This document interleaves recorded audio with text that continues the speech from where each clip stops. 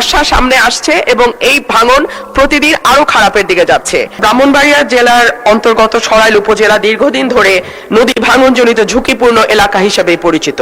বিশেষত মেঘনা নদীর অব্যাহত ভাঙন প্রবণতার কারণে এই অঞ্চলের তীরবর্তী জনপদসমূহ প্রতি বছর মারাত্মক ক্ষতির সম্মুখীন হয়। বর্তমানে পানিশ্বর ইউনিয়নের পালপাড়া, শাখাইতি ও সোলাবাড়ি গ্রাম এলাকার নদী ভাঙন অত্যন্ত তীব্র আকার ধারণ করেছে, যা প্রতিদিন বর্ষা সামনে আসছে এবং এই ভাঙন প্রতিদিন আরো খারাপের দিকে যাচ্ছে।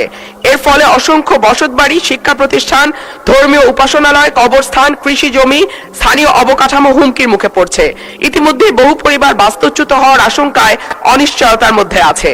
অত্র এলাকায় যথাসময়ে কার্যকর প্রতিরোধমূলক ব্যবস্থা গ্রহণ না করা হলে পরিস্থিতি আরো ভয়াবহ আকার ধারণ করতে পারে, যা স্থানীয় জনজীবন, খাদ্য নিরাপত্তা, আর্থসামাজিক স্থিতিশীলতার উপর দীর্ঘমেয়াদী নেতিবাচক প্রভাব ফেলবে। আমি মাননীয় মন্ত্রীর দৃষ্টি আকর্ষণ করছি।